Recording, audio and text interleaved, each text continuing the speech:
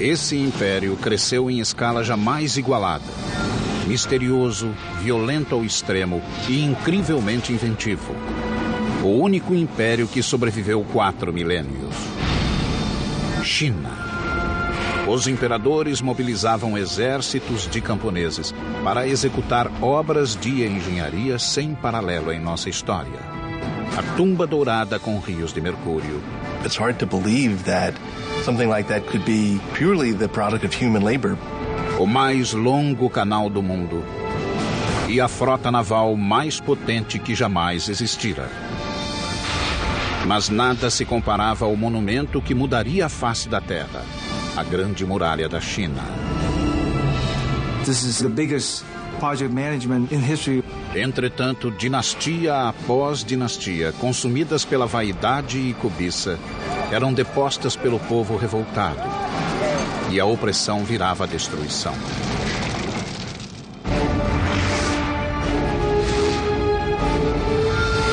Construindo um império. China.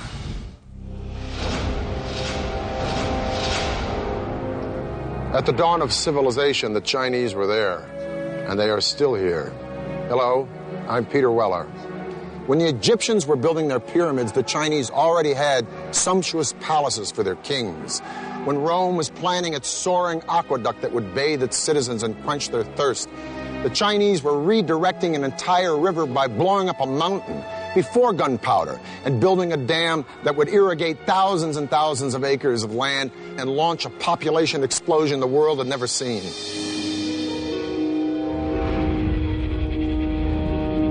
Há 4 milênios, a civilização chinesa cresceu e espalhou-se por vasta área, 1/3 maior que a dos Estados Unidos.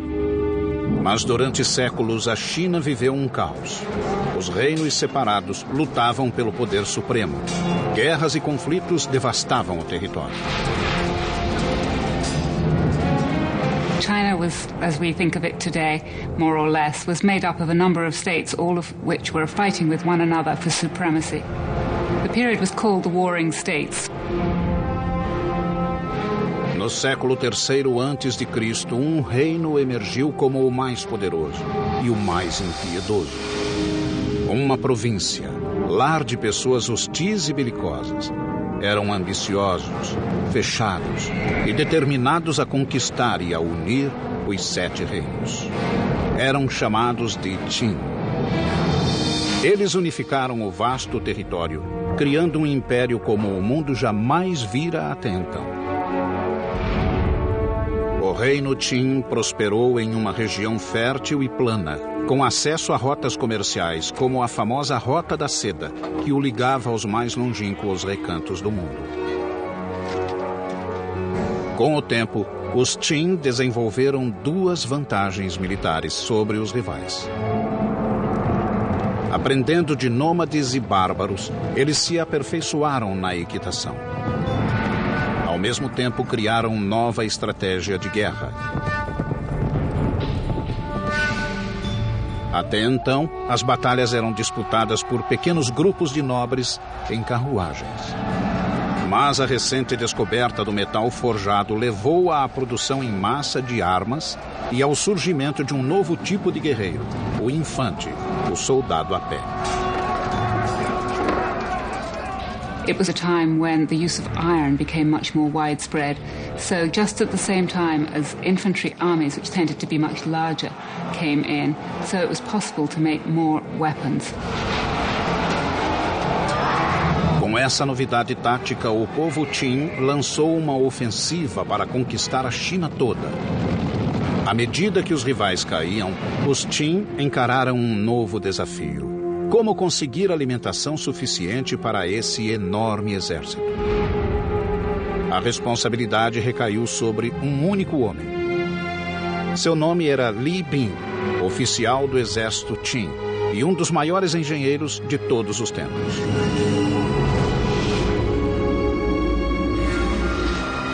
Sob suas ordens, os chineses construíram uma obra-prima da engenharia.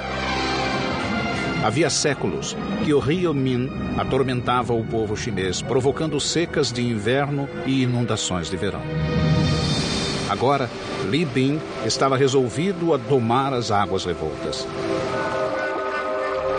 O plano era construir uma barragem que criasse um novo curso de água, um canal que controlasse as inundações e fornecesse água suficiente para a necessária produção de alimentos. Mas havia um enorme obstáculo, o Monte Qinshen, que barrava o caminho de seu canal. Não havia como mover o monte. A solução foi abrir um caminho através dele para o novo canal. Como era muito antes da invenção da pólvora, seriam necessárias décadas para abrir caminho através da montanha, só com o auxílio de martelos e cunhas.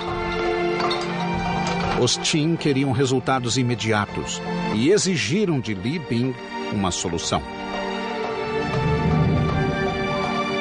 O jovem oficial utilizou-se então das forças da natureza. Primeiro, mandou esquentar a rocha com fogueiras estrategicamente dispostas e, em seguida, jogou água fria. A rocha se fragmentava, facilitando em muito o trabalho da abertura. 8 anos depois, Li Bing conseguiu abrir um caminho através da montanha. Agora, teria de construir a enorme barragem que desviaria as águas do rio Min para o canal aberto. Milhares de trabalhadores foram convocados, os quais ergueram a barragem apenas com pás e muito músculo. O engenhoso Li Bing projetou uma barragem que podia regular a força das águas de acordo com a estação. No verão, mais água seria desviada para o canal para prevenir inundações nas margens.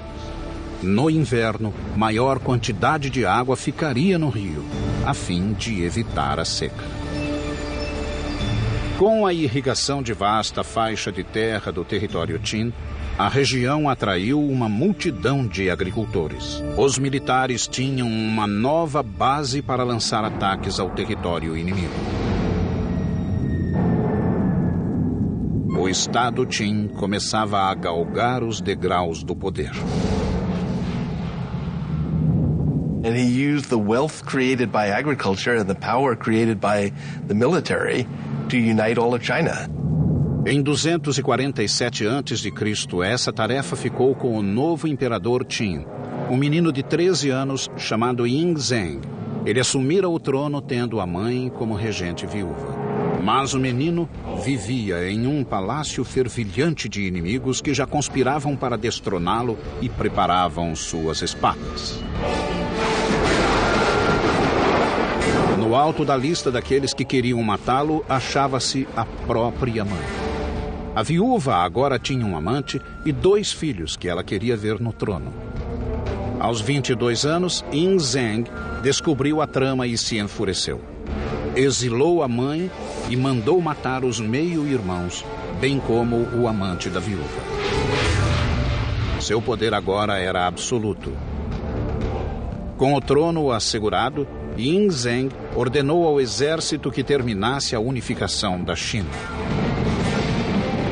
Mas havia um inimigo que ainda resistia. Era o reino de Chu. Em 238 a.C., os Qin lançaram-se em uma guerra épica e sangrenta com os Chu. Essa luta prosseguiu encarniçada por 15 anos. Finalmente, em 223 a.C., os Chu também ergueram a bandeira branca. O último grande obstáculo à supremacia Qin fora esmagado. The Qin supremacy over the Chu is they were able to organize their armies in a much more efficient way than had been done before. O sonho do Império Único fora realizado. A China estava unificada e em paz. O legítimo imperador agora precisava de um nome real. E tornou-se conhecido em toda a China e no mundo inteiro simplesmente como Shi Huangdi, o primeiro imperador. Shi Huangdi declarou que sua dinastia duraria 10.000 gerações. Foi em seu reinado que a China executou o talvez mais espetacular projeto de construção de todos os tempos, uma muralha que maravilharia o mundo até hoje. Mas os Qin pagariam caro pela grande ambição do imperador, suportando a ira de chefes cruéis e derramando o sangue do próprio povo. 220 a.C. O primeiro imperador da China, o guerreiro Shi Huangdi, foi inspecionar um novo império.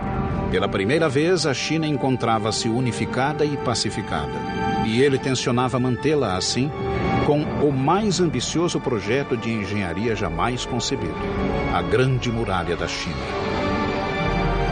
Well, the Great Wall was a linking up of walls that had existed previously. A number of states in the north of China had built walls partly to defend against one another, but more importantly to defend their northern frontier. Até hoje ela permanece insuperável, mesmo pela moderna engenharia. Uma barreira inconquistável que isolava o Império Chinês do resto do mundo. Ao longo da fronteira, a muralha se estenderia por milhares de quilômetros. This is Chongcheng. In Mandarin, it means long wall. And believe me, covering more turf than the continental United States is wide, and including all of its spurs that go off into no place, it's 6,000 miles. And man, that's long. Shi Huangdi, China's first emperor, started building it 2,000 years ago. It was worked on right up until the 17th century. But the original wall didn't look like this. It was kind of a mud brick affair, but it presented an interesting engineering challenge nonetheless, because it had to go all the way from the sea in the east to the Gobi Desert in the west, just to keep the northern nomads like the Mongols out and the Chinese people in. If it took the audacity of emperors to dream great, it took the relentless drive of the Chinese labor force to build great, but not without a price. Their capacity to endure hardship was unimaginable. Men, women, and children worked with their hands on this wall, and if you complained or tried to run away, you were killed. Disease was constant, injury was commonplace. Dressed only in rags, these people suffered bitter cold, bitter hunger, bitter exhaustion.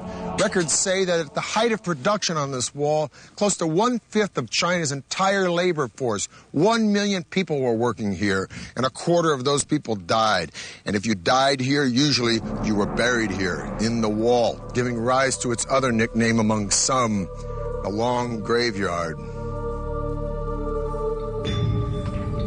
Milhões de pessoas quebraram o braço, a perna ou a espinha nessa obra. There is very moving poetry, mostly written by wives and mothers, about young boys going off and working on the Great Wall Project, not having food, dying in the cold winters, and never returning home. Mas a força braçal não era suficiente. Diferentes regiões tinham solos diferentes e materiais variados de construção. Onde fosse possível, os muros existentes eram reaproveitados, mas a maior parte foi erguida do zero. Os construtores inventaram um sistema que utilizava o único material que jamais faltava. The tamped earth method is what in Chinese is called a hangtu. What this means is that you build a wooden frame to enclose the wall, and you start low with, say, 2 boards parallel. And then you pour some gravel and some sticks and some clay, and then you use the end of a log to beat it and pound it until it's very, very compact. And then you put another layer in, and you keep doing that. And then you put other boards on the outside to hold it in place. And you keep going up until you reach the height that you want.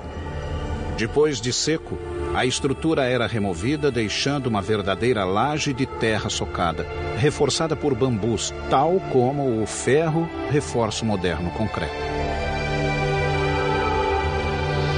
O lado sul, dando para a China, era defendido por um simples parapeito, enquanto a face norte, que dava para fora, era denteado. Havia uma guarita a cada 700, no máximo 1.000 metros. Um caminho calçado corria no alto da muralha para soldados e carroças. Era uma rota eficiente de comunicação para os vigias das guaritas. Mas, como obra de estratégia militar, a muralha funcionava apenas parcialmente. A wall exists to be defended, but in the long run, the wall was not very defensible. Nomads could break through it or go around it. And then you put another layer in, and you keep going up until you reach the height that you want. Depois de seco, a estrutura era removida, deixando uma verdadeira laje de terra socada, reforçada por bambus, tal como o ferro reforça o moderno concreto. bribe their way through it. Mas a Grande Muralha não foi projetada só para afastar os bárbaros. Era também uma linha simbólica, encerrando e isolando os chineses.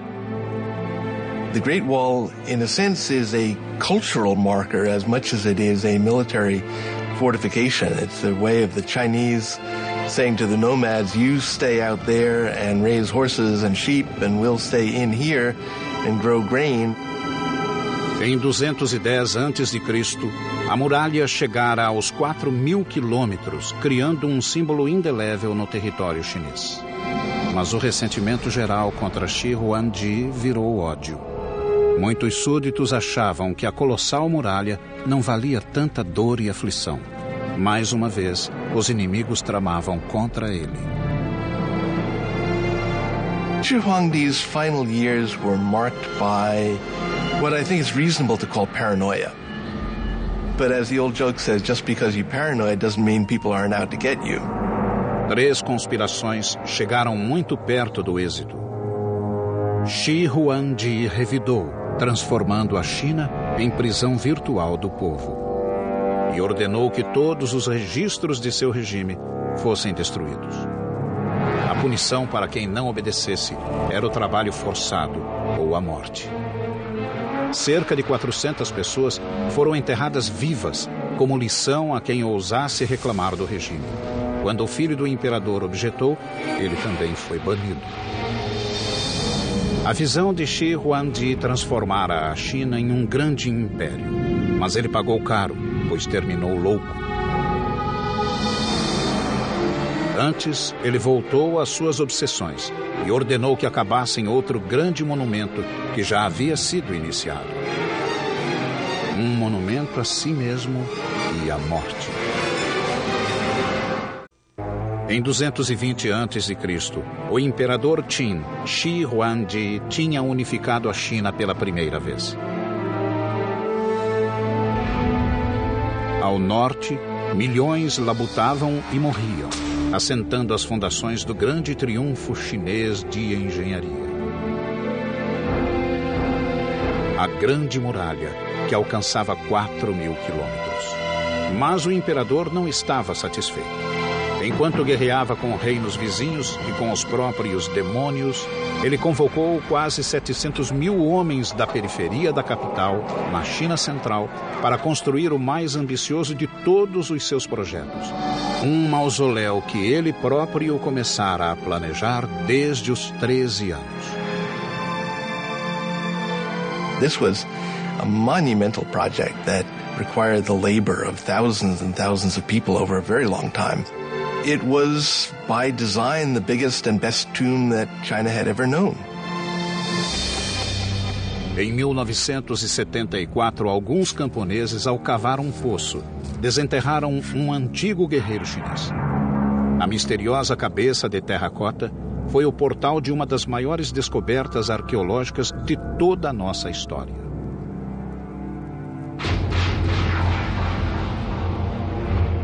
The mound is huge. The mound was always known to be the tomb mound of the first emperor. What was a total surprise was the army of terracotta warriors about a kilometer to the east of the tomb, who presumably were guarding the approach to the tomb itself. Season after season of excavation since the 1970s has yielded more than 5 large pits. The individualized faces and drapery and armor suggest that each one of these warriors was molded from the life from an individual separate human being. The precision and detail in the sculpting, the firing of the clay are unmatched today. These warriors are a colossal achievement, and some believe the greatest archaeological find of the 20th century. But they are only the tip of the iceberg, because this ghost army only served as a guard detail for an engineering feat as fantastic as the world has ever known, the opulent tomb of Shi Huangdi. Cada estátua media entre 1,70 m e 1,90 m, gigantes na época. Alguns pesavam até 300 quilos. Mas o que surpreendeu os arqueólogos que cuidavam do sítio foi a terracota em si. A argila tinha uma dureza acima de tudo o que tinham visto. Os artesãos de Shi Huangdi desenvolveram uma tecnologia revolucionária, altos fornos de barro com temperaturas acima de 1000 graus Celsius. Os arqueólogos acharam 3 grandes depósitos repletos de estátuas que guardavam a tumba do primeiro imperador. Um deles, o primeiro, continha mais de 6.000 guerreiros e cavalos em formação de batalha. Em outro depósito foram descobertos 1.300 soldados de elite, incluindo arqueiros, carruagens e cavaleiros. No terceiro, com 68 figuras e uma carruagem, achava-se a central de comando de todo o exército, o QG da defesa do Império de Shi Huangdi, até na morte. The military armor is fairly specific. We can tell that the armor used was lacquered leather. We can see that people had cleats on the bottom of their boots to help them run in the mud. We can see the kinds of caps people wore and associate them with rank. Paredes de 10 metros dividiam o enorme complexo que se estendia por 7.000 metros em 3 partes: a cidade de fora, a interna e o mausoléu em si. Na construção da tumba, milhares de trabalhadores escavaram um depósito gigantesco, medindo cerca de 500 por 500 metros, equivalente a quase 600 quadras de basquete. Quando o grande complexo ficou pronto, foi soterrado por uma montanha de terra de 120 metros de altura. Na época, pode ter sido tão alta quanto a Grande Pirâmide do Egito. Mas ao longo de 2.000 anos, o tempo desgastou a montanha criada pelo homem, que hoje tem 75 metros. It's hard to believe that something like that could be purely the product of human labor, but it is. That mound was put there, basket full of earth after basket full of earth, to cover what we assume is an entire underground city dedicated to the afterlife of the first emperor. Shi Huangdi's tomb is definitely the expression of a guy who wanted his empire to blow away everything the world had ever known. The ceiling is said to be a night sky studded with constellations made out of pearl. The floor, an entire recreation of his empire in miniature with pavilions and pagodas by a flowing river of mercury. The king himself laid out in gold and jade in a bronze coffin floating on a pool of mercury. Now, all this is pretty fantastic and mind-blowing, but is it true?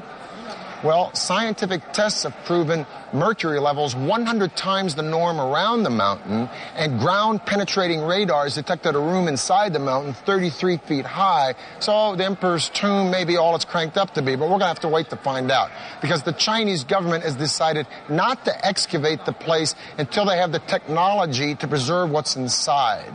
And even then, once they go in, it may be a very treacherous dig. There were corridors and trapdoors and booby traps that were designed to prevent tomb robbing.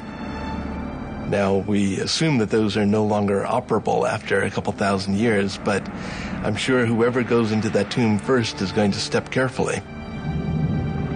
Shi Huangdi declarou que sua dinastia duraria 10.000 gerações. Mas 3 anos após sua misteriosa morte, o vasto império caiu. O imperador pagara alto preço pelos mirabolantes projetos de engenharia. A Grande Muralha e a tumba arruinaram o país, além de quebrar a espinha dos camponeses. Empurrado até o limite, o povo se revoltou e a China mergulhou no caos. Shi Huangdi, o primeiro imperador da China unificada, estava morto. Poucos choraram. E muitos esperavam o fim da odiada e cruel dinastia Qin.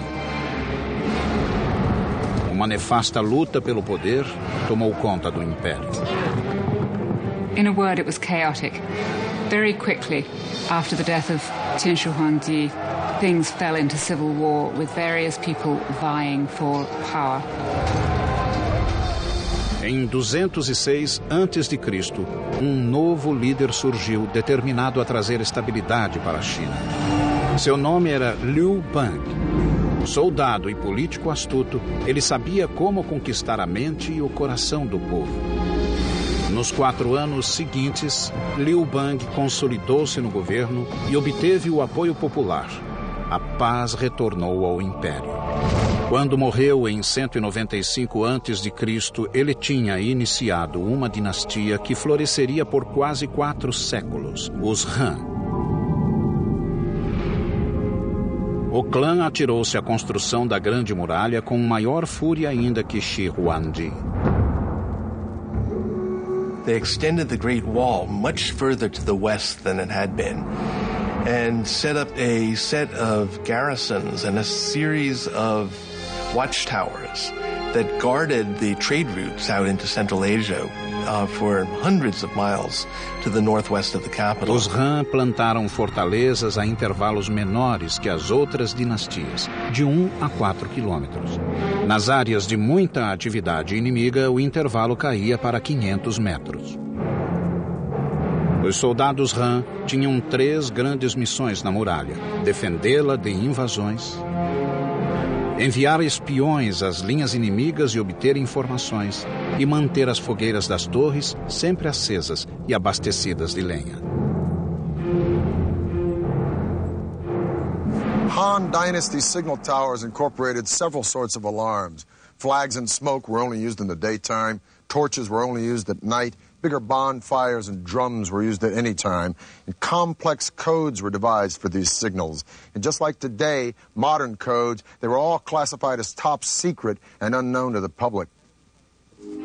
From around 200 BC to 200 AD, just about the time that Rome was dissolving as a republic, only to be reborn as an empire that would gobble up and transform the Western world, China was an empire that was consuming and transforming the East.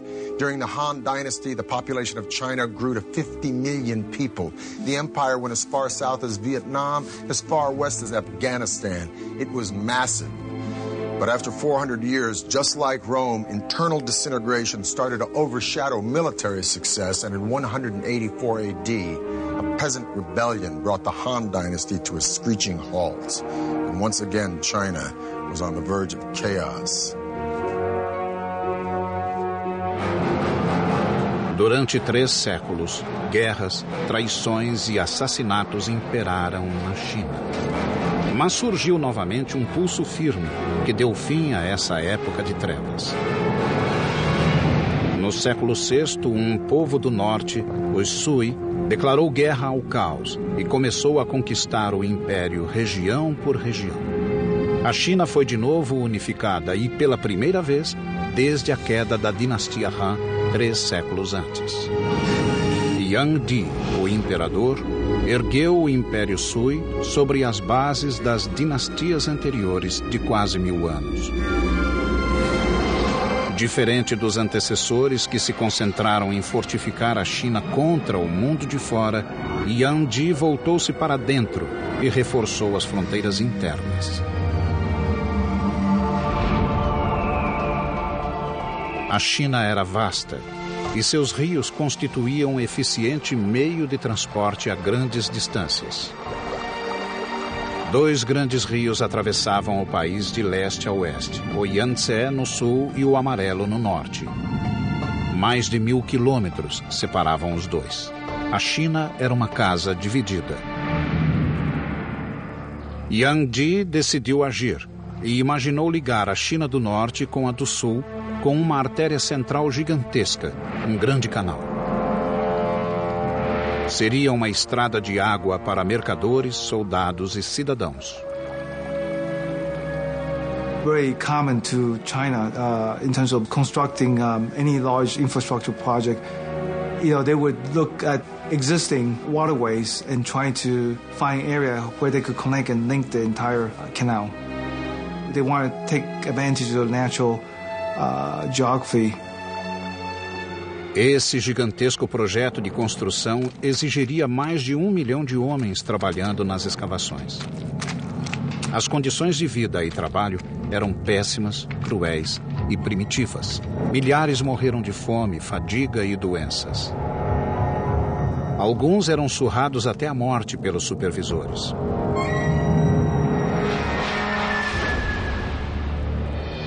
Mais de 24 eclusas foram criadas para completar a rede de canais.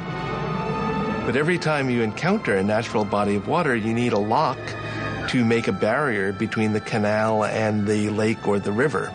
When you go up any significant grade, you have to have locks to raise the water and the boats with it to get over any rise in the terrain. 5 milhões de trabalhadores levaram mais de 6 anos para construir o Grande Canal. When it was built, it stretched 1,200 miles, and it was the longest and most ambitious canal project that had ever been enacted on the Earth up to that time. Ligando o Rio Amarelo com Yangtze, o Grande Canal podia transportar bens por até 70 quilômetros em um dia. Ao longo do canal, as cidades prosperaram com o comércio de seda, porcelana e algodão. Mercadores e artesãos enviavam seus artigos a todos os cantos do país. Economically speaking, it made interregional trade much easier, as well as providing work for a lot of people, building it, maintaining it, working on it, transporting goods and people up and down it. Tal como o Rio Nilo, no Egito, o canal integrou norte e sul, consolidando as bases do Império Unificado. Well, the canal was a tremendous generator of wealth. There was opportunity for poets to travel, for painters to wander and begin painting landscapes. So it really was an engine of cultural development, not just along its own route, but with influence far beyond its own confines. Com a obra monumental concluída, Yuan Di decidiu que era hora de aproveitar seu belo canal. Foi um espetáculo patético. A corte de 1000 nobres viajava em um luxo que beirava a obscenidade. Well, the emperor had beautifully appointed luxurious imperial barges that could take him down the Grand Canal. So he would spend as much as half of every year enjoying himself in the sunny south. O imperador chegou ao requinte de exigir pratos exóticos e tributos exorbitantes de cada cidade por onde passava. Quando os restos dos lautos banquetes eram jogados na água, os infelizes que haviam construído o canal observavam o desperdício em desespero. Novamente, o imperador chinês subestimara o poder do povo. Os cruzeiros de luxo e consumismo alimentaram um profundo ódio contra o regime decadente. Em 618 d.C., o povo se revoltou e uma série de levantes assolou o país. Outra vez o caos engoliu a China e logo alcançou o próprio palácio. O imperador foi morto pelos generais e a dinastia Sui teve fim repentino. Contudo, o império fora unificado. O cenário estava pronto para a época de ouro do país. Pela primeira vez, os engenheiros expandiram o império para fora dos próprios limites. 6 séculos atrás, uma espantosa armada de navios chineses cruzou o mar da China em busca do Ceilão, da Arábia e da África Oriental. Era uma frota como nunca fora vista, com barcos de 9 mastros, escoltados por dúzias de navios de carga, de patrulha e de transporte de cavalos de montaria. A tripulação somava mais de 27 mil marinheiros e soldados. Era a famosa armada da poderosa dinastia Ming, anunciando ao mundo que após um século de domínio mongol, a China voltara a seus legítimos donos. Na proa, via-se o almirante, um plebeu da província de Yunnan que se tornara um dos mais poderosos líderes da dinastia Ming. Chamava-se Zheng He. Tinha 11 anos quando sua cidade natal caiu nas mãos dos Ming. Arrancado do seio da família, ele foi levado como presente para o príncipe e castrado.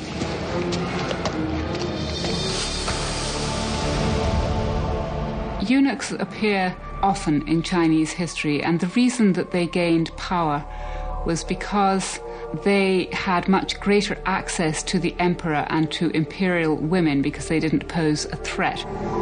Zhen He logo se destacou entre os demais e tornou-se atendente do próprio imperador. Juntos eles fizeram um plano de conquista dos mares. Zhen He foi nomeado comandante de uma frota extraordinária. Tratava-se de um desafio que nenhuma dinastia chinesa havia tentado. He was somebody who definitely wanted to create a personal stamp on the world. Zhen He encomendou 337 navios e adaptou 188 cargueiros de fundo chato para a água salgada.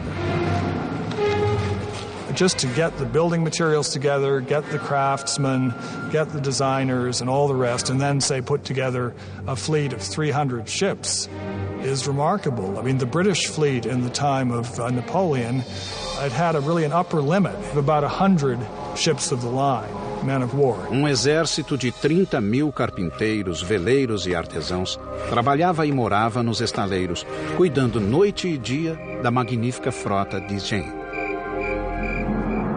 No centro do enorme arsenal, 7 docas secas achavam-se separadas do Yangtze por represas de 8 metros de altura. Uma vez prontos os navios, as represas eram abertas, inundando as docas secas. A nau capitânia era espetacular, contando com 9 mastros e medindo 135 metros, quase uma vez e meia o comprimento de um campo de futebol. Foi o maior navio de madeira já construído.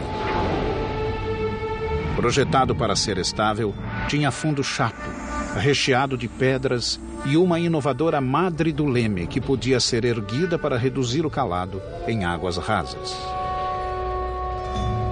Compartimentos isolados e estanques, inspirados na forma dos gomos de bambu, continham água potável e alimentos, além de manter o barco flutuando, mesmo com brechas no casco. O segundo deck era o alojamento da tripulação. Cozinha, cantina e operações ficavam no terceiro deck, enquanto o quarto servia de plataforma de lutas. Aparelhada, a capitânia tinha 9 mastros e 12 velas quadradas de seda vermelha, tingindo o azul do céu. Os outros navios tinham até 24 canhões de bronze, com alcance de tiro de até 300 metros. Popas e proas tinham esporões para atacar navios menores. Alguns navios transportavam cavalos ou soldados. Outros levavam tanques de água fresca e suficientes provisões para até 28.000 homens. We're talking about a really, really big fleet. It had as many soldiers and sailors on it as the Spanish Armada of 1588. It had about twice as many ships. Em 1405, o comandante eunuco Zhen He zarpou rumo ao mundo. Zheng He was not an explorer. What Zheng He was doing was what we would call in modern terminology power projection. Em 28 anos de carreira naval, o almirante Zhen He visitou 37 países, rodeou a ponta da África até o Oceano Atlântico e comandou uma frota cujos números sobrepujavam os das frotas europeias somadas. As viagens de Zhen He estabeleceram a China como superpotência marítima. Mas em 1433, a era marítima da China foi interrompida. Zhen He morreu repentinamente quando visitava a Índia e a frota foi chamada para a China. Um novo imperador ocupava o trono. Com uma ordem incompreensível, ele mudou o curso da história chinesa. Apesar do domínio naval gozado pelo país, a magnífica frota de Zhen He deveria ser incendiada. Foi um dos momentos decisivos da história. A China tinha tudo para ser senhora dos mares e colonizar o mundo, anos antes dos portugueses, espanhóis, holandeses e ingleses. Sob o novo imperador, todos os navios marítimos foram destruídos. Até os portulanos de Zhenha foram queimados. A era marítima da China terminara. Todas as portas agora se fechavam. Os navios se foram e a promessa de poder internacional e conquistas estava morta. O motivo da decisão do imperador permanece um mistério até hoje. 1449, 16 anos depois que o império se isolou de novo, o velho inimigo da China retornou. Os mongóis lançaram um ataque maciço. Tal como as dinastias anteriores, os Ming refugiaram-se na muralha para se proteger. O resultado seria um feito monumental, talvez o mais espetacular do império: a restauração da Grande Muralha, que se transformou na colossal estrutura que conhecemos hoje. Earlier walls had been primarily made of tamped earth. The Ming walls were faced with brick and stone. They were much more solid, and those are the ones that we can still see parts of today. Uma mistura de papa de arroz e calcário queimado criou uma argamassa cuja eficiência rivaliza com a do moderno cimento. A construção de fortes militares na Grande Muralha atingiu o auge na dinastia Ming. Paredes duplas foram acrescentadas em certos pontos, juntamente com bastiões, passagens secretas e outros recursos. Guaritas de vários formatos e tamanhos serviam de abrigo ou simplesmente de torres de sinalização. As guaritas de abrigo eram grandes o bastante para guardar alimentos e armas e ainda dar alojamento aos soldados. Escadarias internas levavam até o alto da torre, onde pequenas aberturas serviam de vigias. As defesas englobavam vários itens, incluindo a artilharia. The Chinese have a clear superiority over the Mongols in gunpowder weapons. And as long as the Ming Dynasty could maintain a cohesive enough army along the Great Wall, they were capable of resisting individual Mongol attacks. No fim da dinastia Ming, a Grande Muralha, incluindo inúmeros ramais e desvios, serpenteava por quase 10.000 quilômetros no norte da China. Durante 150 anos, a muralha cumpriu seu papel. Mas em 1600 a grande dinastia estava decadente e uma tribo de fora, conhecida como Manchu, ganhava força na fronteira norte da China. Em 26 de maio de 1644, Pequim sucumbiu ao poderio Manchu. Os chineses levariam mais de 250 anos para expulsar os invasores, mas assim que o fizeram, um novo poder emergiu. Algo totalmente diferente: a China comunista. Nothing symbolizes the enduring power and imagination of the Chinese more than this Great Wall. Of all of the civilizations that have reached the glorious heights of empire, only one has avoided the inevitable oblivion that follows. Emperors come and go, but for thousands and thousands of years, from the dedication and vision and resilience and brilliance of these remarkable people, they have pushed their civilization to triumph again and again and again, where others have simply morphed or dissolved or just faded away. At the dawn of humanity, the Chinese were here, and they are still here, and they ain't finished yet. I'm Peter Weller for the History Channel.